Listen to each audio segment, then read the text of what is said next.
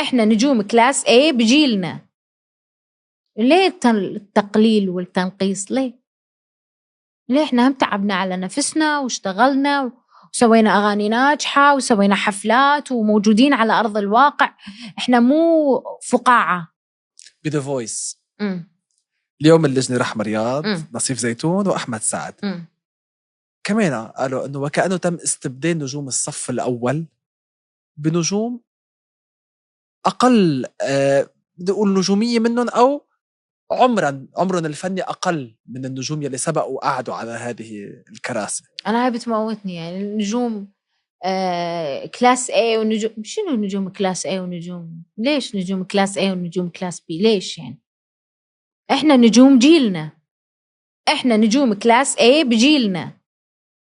ليه التقليل والتنقيص؟ ليه إحنا هم تعبنا على نفسنا واشتغلنا وسوينا أغاني ناجحة وسوينا حفلات وموجودين على أرض الواقع.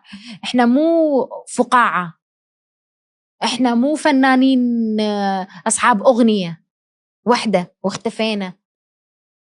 إحنا قاعد نشتغل وننزل أغاني قاعد تنجح والناس قاعد تحبها وقاعد نشتغل. يعني إحنا مو كذبة، إحنا حقيقة لازم تصدقها العالم. إحنا الجيل القادم، إحنا الجيل الموجود حاليا. ليه التنقيص دائما؟ ليش؟ ليه والله؟ ليش تقللون من عندنا؟ ليش دائما أنتوا كلاس A؟ ليه؟ أنا هم كلاس A بجيلي. ليش عصبت؟ بفهمك. أنا عم تقوليها بحرقة. أنت تعب 15 سنة عم نحكي نحن اليوم، وهلأ اللي بيسمع اليوم قصة رحمة بيفهم القصة كلها، تجارب وخزلان وتعب ومحاولات وإصرار ونجاح.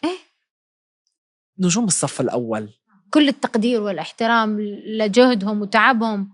هم كانوا شو يقولون القدوة القدوة، ما في شك. الايدل مالتنا هم كانوا.